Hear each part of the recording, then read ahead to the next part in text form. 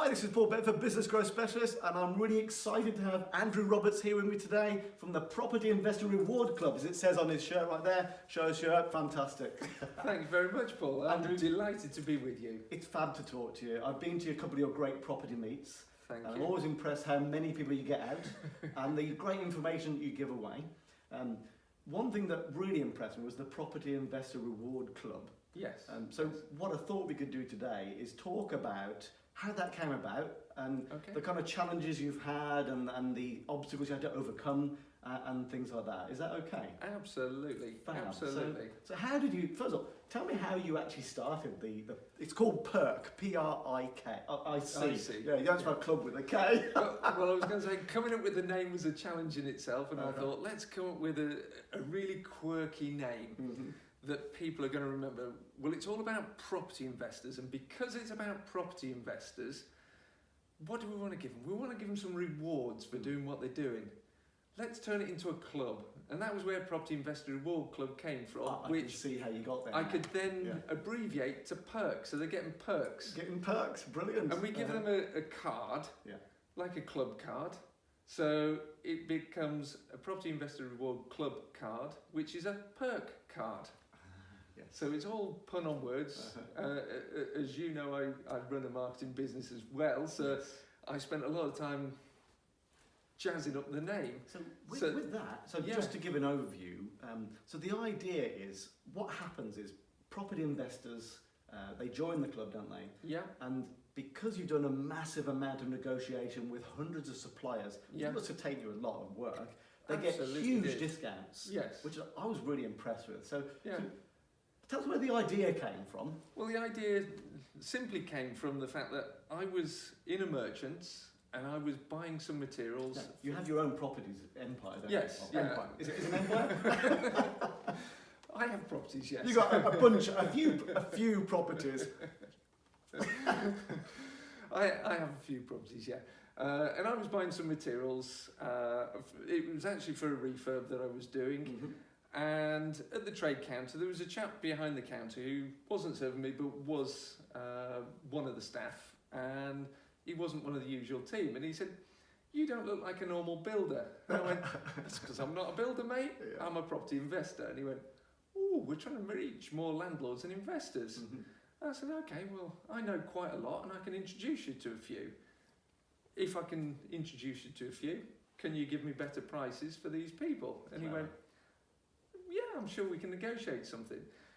About 2 weeks later, I was buying paint from a different supplier that I use for trade, and the same thing happened. They said, "You don't look a builder." Yeah, I don't look like a normal decorator.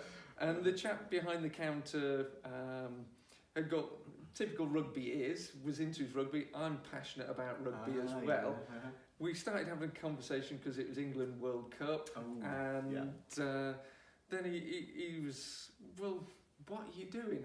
And similar conversation, "We're looking to meet more property investors. Can you introduce us?" Yeah. At that point, the penny dropped because I've heard it twice in 2 weeks. Yeah. You don't miss an opportunity. So I went back to the office and I spoke to my team and I said, "Hit the phones, phone every one of our suppliers, see if they want to meet more property investors." When we got a yes from everybody, it was blindingly obvious that we have suppliers who want to meet investors and we have investors who want to buy cheaper. Yes. That's not a difficult business model to put together. It's not, is it? No. It was then a case of, how do we actually structure a product that works? Yeah. So can I pause you there? Of course. The Great Property Meet. Yes. Yeah. Now, so obviously you get property investors together once a month. Yes. And do you do that in multiple locations, or is it mainly just here? I've been asked to replicate it in multiple locations, but because I also speak at other events, I mean, on Sunday morning I'll be speaking at 8:30 at Heathrow Airport to 200 investors. Wow, that's great. So I did a webinar. Are they going on holiday or something? So before you get on your flight, I'm just going to do a quick seminar for you. Absolutely. Well, earlier in the week I was on a webinar and there was 346 investors on a webinar. So I don't have enough time in my day to run them in multiple locations, but other people have approached me and said, "I'd like to take your method of doing things and replicate it in my area." So I am considering almost franchising it out, or putting allowing together a other model people that allows to work my Brilliant. model, because I look at a network meeting very differently to how other people do. In that most people have gone out and they've done their 8-hour shift at work. Yeah. They're now coming out for the evening, giving up their time voluntarily, so they don't want to sit in a formal starchy room and be sold at, preached to, or whatever. So I try and make it a little bit of fun. Amen. It's a relaxed, I love it. It's a relaxed atmosphere, fun. It's engaging. There's a lot of knowledge imparted, and it's about making friends and connecting people. Yeah. And that's what I've tried to do with the formula. So the Great Property Meet, did it come before Perk? And Yes, you already it came set the before network Perk. up, and, Yes. and then you saw the opportunity to help your investors out. Absolutely. Bro, I just want to get the timeline in my head, so carry on. Certainly. Well, in terms of the business, we then started to look at how do we build the model. So I looked at different business models out there in the marketplace, and I took a fusion of different models. You've probably heard of Quidco and Top Cashback. Everybody likes something back for them. Yeah. So I thought, well, if we can try and give a bit of cash back, because what I was agreeing with the vendors was a wholesale price. Because as you know, Paul, there's 3 ways to buy things in life. You can buy retail, you can buy trade, or you can buy wholesale. Yeah. Now, to put this into perspective, there are 2.4 million landlords according to HMRC. Those are the ones paying tax. Yeah, they're the ones paying tax. I'm sure there's a few more. They control 5.6 million properties.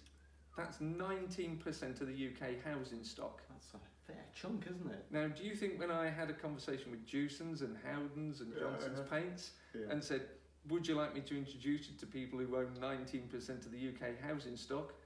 They said, no. They're going to say, sorry mate, bit busy. Yeah.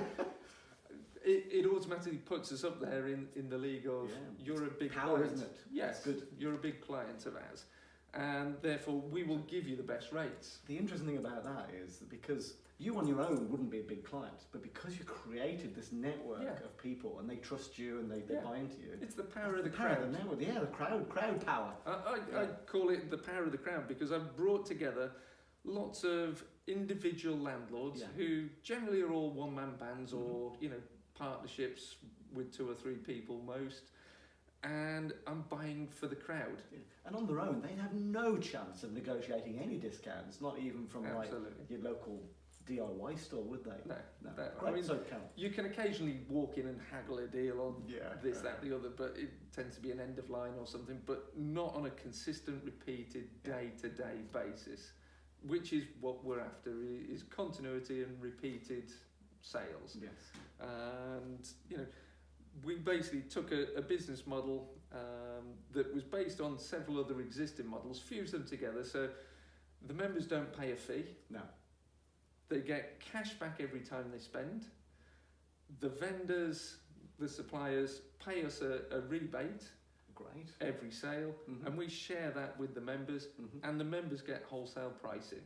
That's a win-win for everybody, isn't it? Everybody wins. Fantastic. So I keep a little bit, and I'm honest with our members and say, look, is it fair? You can't do it for... if you're organising all this, I'd imagine ringing up every single supplier and negotiating all this took a lot of hours. I would imagine it wasn't... Quite a lot. I mean, some of the deals, shall we say, took a couple of years to get over the line. Okay. I was very canny in the way that I approached this. LinkedIn, if you're not on LinkedIn, get yourself on LinkedIn. The power of LinkedIn. They'll be watching us on LinkedIn, probably. Awesome. It is a very powerful tool. It's amazing. So let's have a quick diversion into that. Absolutely. So obviously, the problem with a lot, even though you've got like a massive network, actually getting in touch with the right person at these big corporations, very difficult to do. So was that all through LinkedIn, or did you use a combination of the different techniques? Predominantly LinkedIn. Stalking them. With literally stalking. There was a gentleman called Mark Rayfield. Yeah. He's now retired from the CEO of Saint-Gobain. Right. Okay. The world's largest building supply products company. Right. Now I worked out where he was going to be at an event. I then found out events, a little tip here, a great little tip. If ever you go to an event at somewhere like the NEC, they'll give out lanyards. Yes. And they have different colours. Ah. And I'm the chap who has a little bit of banter with the lady that's giving you or gentleman that's giving you the lanyard. I don't like green, can I have a blue one? And they're like, well, no, blue's for for special people, the VIPs. Yeah. Well, what about the black? I like the black. That's for management. Well, what about the white? Well, that's for directors. So I knew instantly to zone in as I was walking around for people with that colour lanyard on. That's a diamond tip. I like that. That's so clever. I'm going to do that. You work out other people's systems.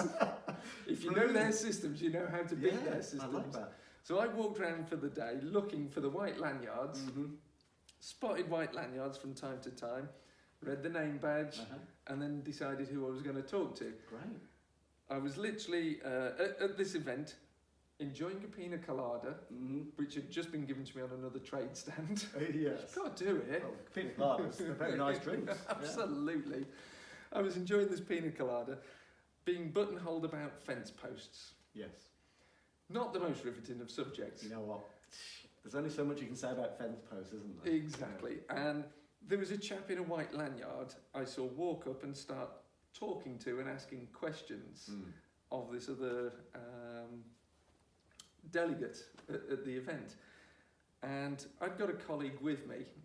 I sort of elbowed him because it was Mark Rayfield. Oh, right, okay, yeah. And basically he was asking the other person, so what do you think of this event? What have you liked? What have you disliked? Da-da-da-da-da. I'd got my colleague, by nudging him, to go and stand in the way as a blocker. Mark finished the conversation. My colleague accidentally leant in with his shoulder and went, oops, sorry, straight out with his hand. Now, if I go like that, what's the first thing you do? You shake my hand. Shake hand, yeah. And you don't let go until I've broken that conversation and come in. That's very funny. Slightly uncomfortably long handshake, dragging them in. So the same script happened again with Mark Rayfield. Who are you? What do you do? Why are you here? Are you enjoying it? What are you getting from it? Hang on, we're trying to reach landlords and investors. Right. Okay. So he said that to you? He said that to me. That's brilliant. I just opened the door. I knew exactly how to get him to actually want to talk to me. Digged in his pocket. I hope Mark might be watching this, you know. Well, I hope so. All right. Hello, Mark. He dug out his business card, wrote his personal mobile phone on and said, phone me at this time tomorrow and we'll have a conversation. And he had 4 of the board members on the end of the call. Wow. Excellent. And that was the start of putting together a deal. So being creative with meeting these people, that's a great tip. Yeah. Fantastic. You've got to put yourself out there. People buy from people. Yes. And people will resonate with you if you've got the right story and the right attitude and approach. And you can show a benefit to them. Yes, absolutely. That's great. All right, so sorry, I kind of derailed you a little bit there. So we were talking about, so you got some, so, you know, you got people on board, you started building things up.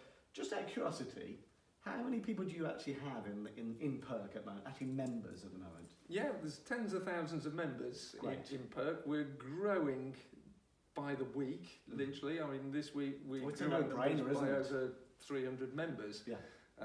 Again, on Sunday when I do the talk there, that'll be to another couple of hundred, so we'll add another couple of hundred. Yeah. It's a slow burn process adding members. Of course it is. But one of the conditions that a lot of our vendors, Howdens, for example, Jewson's, Johnson's Paints, so you got make on us. Big people involved. Yeah, some big corporations, and I've been very fortunate to sit in the boardrooms of these big companies. Wow. Scary at times, you know, going to meet the vital, most important officer in the company and have a meeting, which is a no-brainer decision for them to do. Yeah. But you've still got to do your groundwork and your prep. Oh, yeah. Because even if you've got the most obvious thing, if they don't actually like you, and they don't resonate with what you're trying to tell them, it's very difficult, isn't it? You can make things difficult for yourself. Totally. So I mean, we effectively have sat there and put these deals together in such a way that it was a no-brainer for them to say, why wouldn't I do it? Yeah. And in our first 6 months of going out, formally sitting down with suppliers, we never had a single no. That's amazing. Now you expect when you're trying to offer you expect like a rejection rate, you expect a rejection rate. And the beautiful thing was, can I just introduce you to my friend who runs this business? Oh my God. So they were referring you to other people to build that synergy. Phenomenal. Fantastic. Phenomenal way of doing things. And I love it. But from our point of view, the one thing that kept coming to us was, listen, we don't want the public getting hold of this. We don't want the trade getting hold of this. How do we know that you are not going to let our ordinary customer base get access to this? Because we're giving you a very preferential rate. Yeah. And that's sacrificing margin, but we're winning customers we wouldn't otherwise have. Yeah. But if it's existing customers, we're going to lose margin, lose profit, and go out of business. Yeah. So it's a fine balance, isn't it? Absolutely. So what we've had to do is a screening process where members who wish to join us have to prove that they are a bona fide investor. Yeah. They have to show us evidence such as buy-to-let mortgage statement.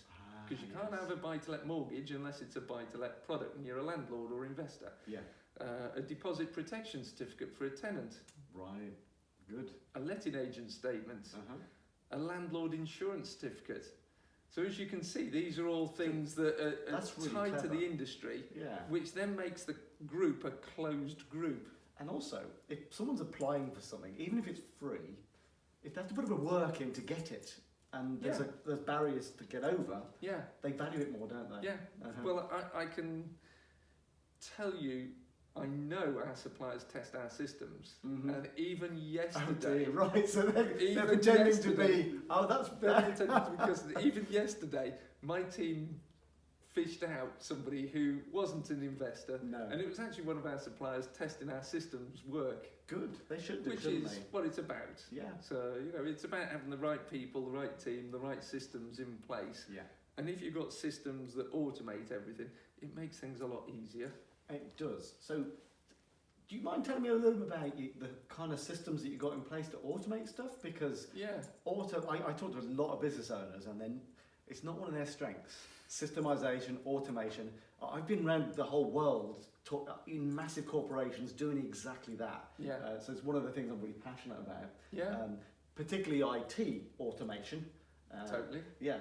Well, I love that. It does the heavy lifting. IT automation can be a pain in the neck though, can't it? Well, I would say it saves me about 10 staff wage bill per annum. That's amazing. By doing the heavy lifting we do with automation. I mean, for example, I spent a lot of time scoping the system. Now, you may or may not be aware, Paul, but back in the dim and distant days, I was a chartered accountant. You mentioned this on several occasions. Right. In fact, every time. What you might not know is I was actually a systems accountant as well at one point, which meant I was actually programming accounting systems.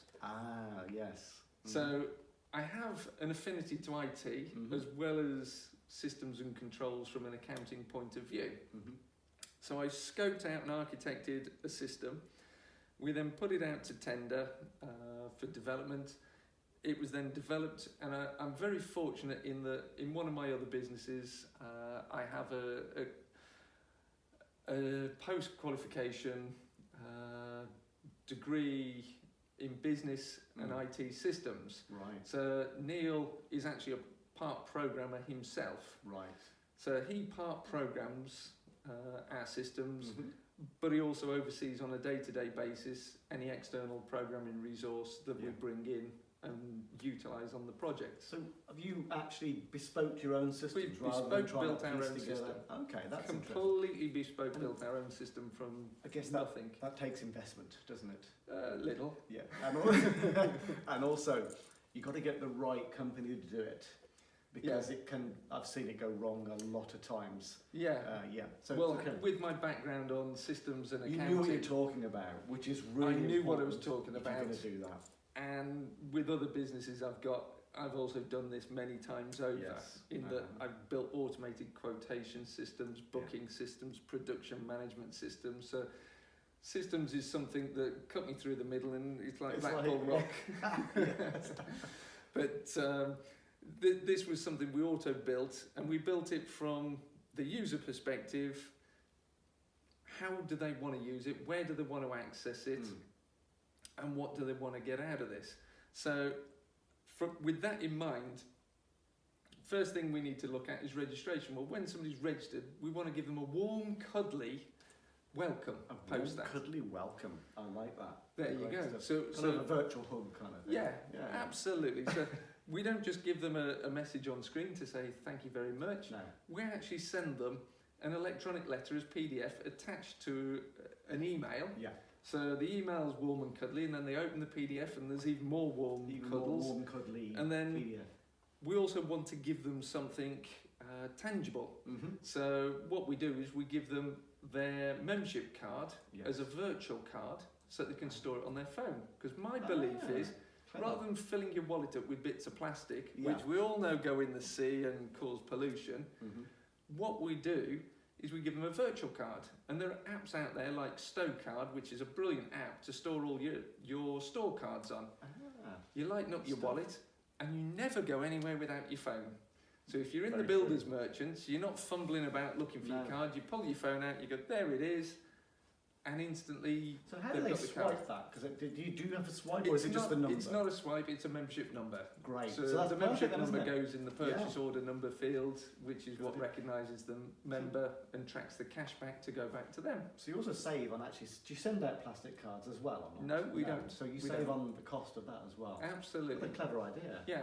I worked out if we've got 2.4 million landlords, and we wrote a letter to each one of them.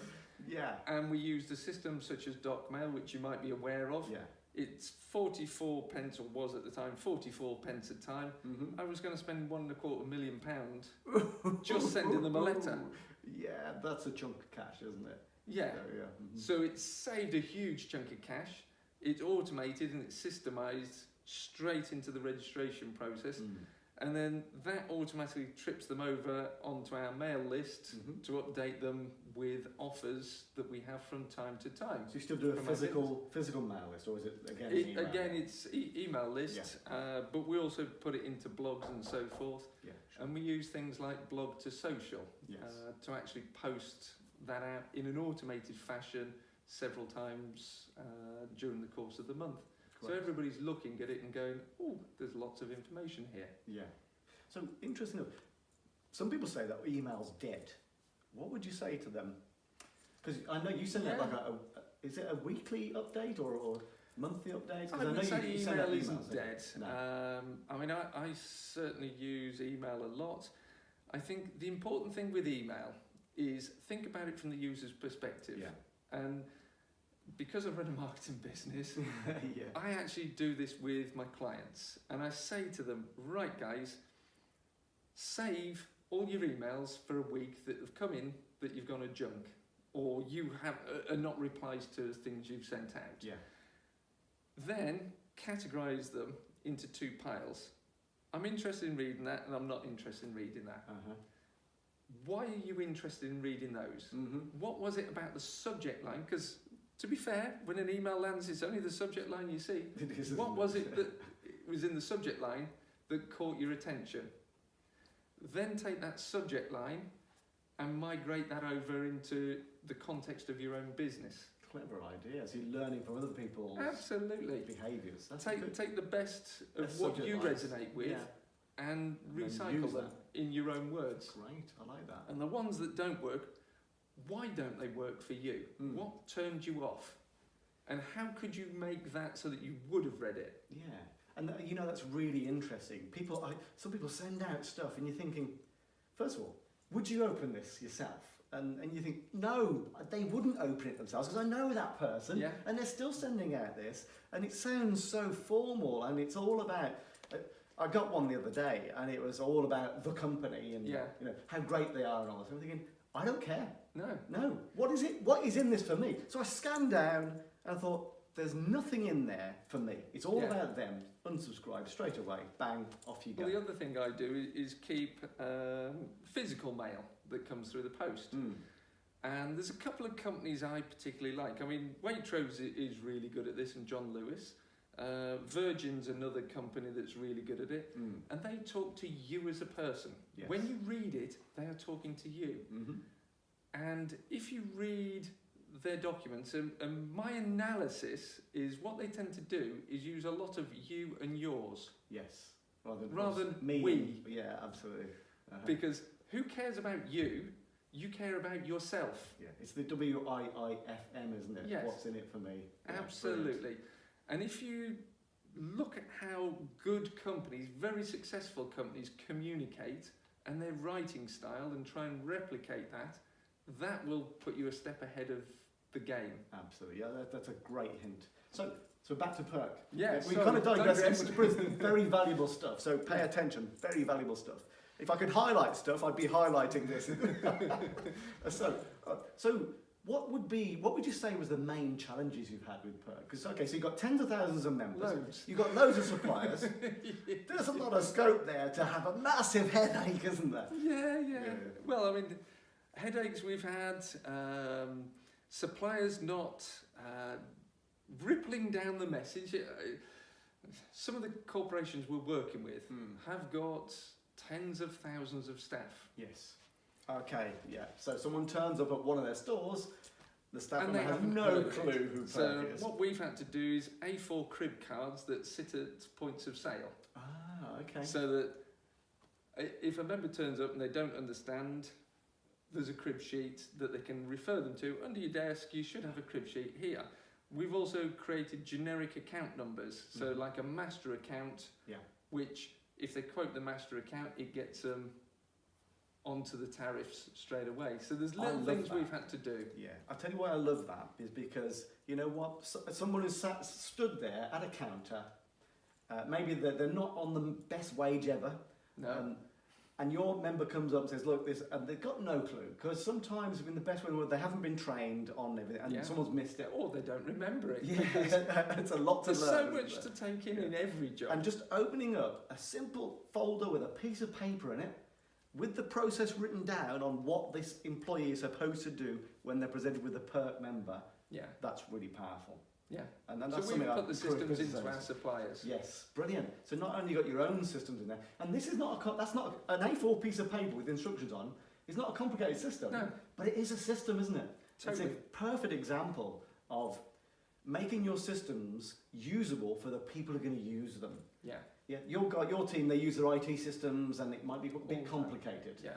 You got but you simplified it down to the person who's behind the counter, opening up a book and looking at a piece of paper. Brilliant. Totally. So and another problem we've had is when you're dealing with over 100 suppliers, we have our system. We've got our electronic interface. They've got theirs. But I've got 100 electronic interfaces to interface. And 100 different ways of doing it. Well, our business isn't online, and we do have suppliers who aren't online. We've got suppliers who are only online. We've got suppliers who are a mix of both. Yes. And therefore, we've had to create a means of communicating the offer to our members, but also how to approach the vendor as well, because every single vendor has got their own system. And at the moment, we're not in a position to turn around and say, right, you will do this with your systems. You're not Sainsbury's, are you? You can't dictate and say, right, this is where we communicate. Yeah. You adhere to our API, application programming interface. No, it doesn't happen, does it? It doesn't happen. But the other thing is, from our point of view, in terms of putting our systems in, we've built ourselves basically a flexible, multi-pointed plug that we can take anything in. Right. And if I was to turn around to a multinational company or a very large national company and say, right, I need you to develop this, we're talking 6 months at the fastest for a rapid development deployment across their organisation of a change to their system. So what we've had to do is, tell me about your systems. Let me understand how you work, and I'll tell you the best way we can integrate with you. Yes. So I've had to go around and work with 100 different companies working their systems to then come up with a solution for them. Yes. Rather than giving them a problem, I give them the solution. That's a gem as well, isn't it? Yeah. So when you're working with suppliers, give them something that's easy to do, because you shouldn't make it difficult. Or customers, and customers as well. Yeah. So I found that especially with customers, yeah, if your buying process, and it perks a bit different because you want them to earn it because it's a free membership and there's a lot of benefit of being in it. Yes. However, if you're trying to sell someone to someone, making them jump over hurdles, especially if it's online, people are very ADHD nowadays. they want like 2 clicks and that's it. Otherwise they're right, swipe, instant gratification. Yeah. It's got to be delivered tomorrow. Bang, bang, bang.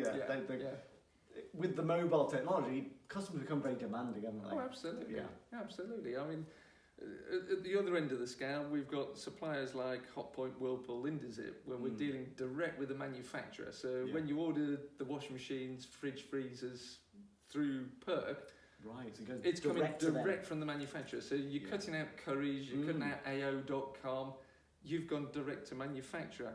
And what we've had to do there is create like a voucher code system, which we change, because what we've discovered is people might just share that code. Yeah, you get loads of end customers going to Hotpoint directly and getting great bargains.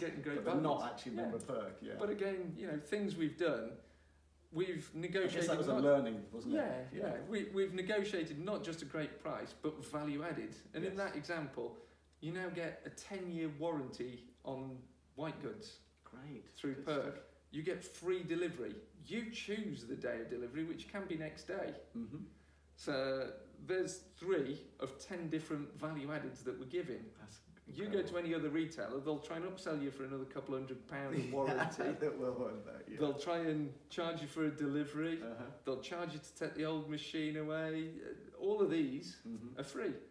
And it's done without you, the landlord, having to go to the property on their behalf. We've got a boiler company who stick a sticker on the boiler, and if the boiler breaks down, you don't phone the landlord, you phone the number on the boiler.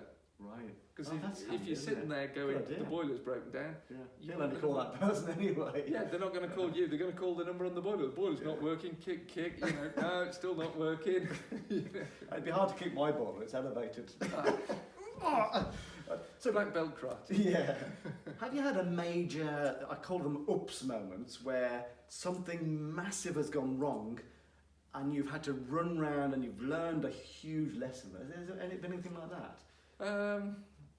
I think the big lesson we learned, I wouldn't say, because we scoped everything out on paper first, and we meticulously paper tested it and walk tested it with all of our suppliers. The big learning for me, and the mistake that I made, we were offered the opportunity to go and speak at most of the property meets across the UK last year. Yeah. I did 45,000 miles travelling to talk at different events. So you see why I don't have a lot of time for running multiple events of my own. And one night we'd be in Plymouth, the next night we'd be in Manchester, then we'd be down in Chatham, then we'd be in Edinburgh. Yeah. So we were all over. It was like a game of pinball across the UK. Yeah. And what I learned was I should have put more time into my diary for rest and recuperation. Because that's another gem. Yeah. At the same time as setting up a new business, launching it face to face with our members, and doing the mileage, and finishing at sort of midnight, jetting back on a 4-hour drive from Plymouth, then getting up into the office for 8 o'clock, hitting... That's a kind of a recipe for a nervous breakdown, isn't it? Yeah. Or some sort of health I was going to problem. say, it took me about 10 months, and then I did hit the buffers a little bit. Yeah. A colleague hit the buffers before I did, because I have so much energy and adrenaline. I have noticed. And I don't take life too seriously, so everything's a bit of a ball. I mean, we had a lot of jolly japes on the road. I can imagine. I'm a bit of a prankster, and at the end of the day, letting the tyres down. No, I didn't quite go that far. That would have been cruel. That would have been cruel. It's very true. But no, we had a lot of Jolly James. I mean, I shouldn't really, but we were in one hotel in Manchester, and they have these posh trolleys with the gold. We're recording this. Okay. I know. Well, it's a bit of it's clean, but it's just funny. They have the trolleys that they put the suitcases on, and they have the posts with the orb on the top. Mm-hmm. And what we did is we decided because we turned up to the event an hour early, so we weren't going to get stuck in traffic. Important tip, never be late, especially if you're the speaker. Speaker, don't be late. It doesn't go down well and makes heart palpitations to the person who's running the meeting, doesn't it? Yeah. So I sat there and I went, right, let's have a bit of fun here. We're going to do an assault course around the meeting room where we're going to run this meet. Uh-huh. So we laid out the chairs in a zigzag pattern. Right, you push me and I'm going to sit in the trolley and steer it. And we were doing timed laps like a Formula 1 lap. Super duper. Just to health and safety people, let's pretend this doesn't happen, but carry on. Yeah, well, it burns off a bit of stress from the day, and it also chillaxes you so that when you get up on stage to talk to a couple of hundred people, you're relaxed. You're in the zone. You know, and you're in the zone. You're really pumped, but you're relaxed and focused on it. So, you know, I try and have fun, but I do work hard at the same time. Brilliant. So I talk to a lot of business owners, and they're doing 70 hours a week, and I found that 70 hours a week, you can sustain that when you're excited for a couple of years. Mm-hmm. After about the 2-year mark, it starts to wear you down and grind you down, and it becomes difficult. So, bro. So, all right. So that's great. So, well, the thing I would say is find your passion.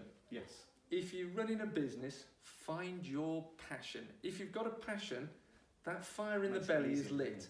Yeah. You will do 120 hours a week. I mean, we were talking earlier, and I was sort of saying about the fact that I go out and I do work long hours. I work hard days. I put in the graft, but then every sort of 4 to 6 weeks, I'll jet off and I'll have a holiday. Yes. Isn't that great? Not 46 weeks like most business owners. Every 4 to 6 weeks, this guy plans a holiday. That's important. Yeah. The rest and recuperation. And then blowout holidays to die for places. Excellent. Things you want to do on your bucket list. Just brilliant. So you got your bucket list of what you want to do. Well, I haven't really, because I just sit there and think, where am I going next? Well, literally 4 days ago, I got back from Jordan. Yeah. I did a little bit of marketing. Jordan has got the Dead Sea, which is where you can float. So I saw that photo. I did on loads of social media. Yeah. So I got a book out from one of my speakers at my meeting, and I sat in the Dead Sea, and I wrote a few quirky marketing emails to go out for that. As a result, my speaker saw it, and he said, "I tell you what, whoever's done can get me the funniest photo or write a witty thing about where they've read my book, I'll give them the next book in the series." Oh, that's great. So it works, and it gets people talking and gets people engaged, and it gets you noticed in a quirky way. Yeah. Fun and quirky and non-controversial way. Yeah. But some people can get away with controversy. Absolutely. I can't. I'm not very good at being controversial. Well, I like to try and be funny if I can, but controversial is not me. It's about pattern interrupt. Yeah. Think of your left finger. You're on your phone. You're scrolling through, and then there's this bloke with a book floating in the Dead Sea. I'm sat there in my trunks. That's what I was doing. I was there's Andrew floating in the Dead Sea. And you suddenly scroll and stop because you're used to seeing celebratory handshakes. You're used to seeing awards. You're used to seeing, in my business, here's my new book. Property, picture of a refurb, picture of a refurb, picture of a refurb, bloke in trunks reading a book in the sea. How's he doing that? Yeah. It's pattern interrupt. So from a marketing perspective, look at something that's pattern interrupt. Yeah, absolutely. So, hey, fabulous to talk to you today, Andrew. Likewise. I really appreciate all your words of wisdom. Just in the final closing comments, what's your vision for Perk? Where do you want it to go? What's your end game? Well, Perk has a number of pieces in the jigsaw. Yeah. The buying club, as I call it, is just one element of the pieces in the jigsaw. Whenever you start a business, start with the end in mind. if you start with the end in mind, you know where your exit's going to be. It's either going to be a wooden box, it's going to be handed... Hopefully not the wooden box. handed to the children, or a trade sale. Yeah. So build your systems, build your processes, collect your data, but look at where your exit is. Yeah. If you know where your exit is, you can work towards your exit. Even if you don't exit, you've set the business up in the right way, because at some point you will exit. You know what? That's the fundamental thing. When I talk to business owners, that's the first thing I talk to them, and I ask them, and you'll get this. I ask them, when you're building a business, where'd you start? And they say, at the foundations. And I go, right. So you just dig foundations and pour all the concrete in, put the bricks on. How's that going for you? I said, you don't start with the foundations. You start with a plan. If you went to a builder and said, I don't know what it's going to look like when it's finished, what would the builder say? Go, well, come back when you've got a proper plan and we know what it's going to look like when it's finished. Yeah, absolutely. But business owners, they don't do that. They don't. I've been courting and grooming and prepping the potential targets who could potentially buy the business. Great. Super duper. So when it comes around that I go, would you like to buy it? It's already in their head. Fantastic. Andrew, thank you so much for your time. Thank you, Paul. I think we can probably do about 7 interviews with Andrew, because he's got so many different things going on. But it's great to talk to you. And I Lovely really to talk to you too, Paul. And I hope you get a lot of value from that too. You better. Take notes.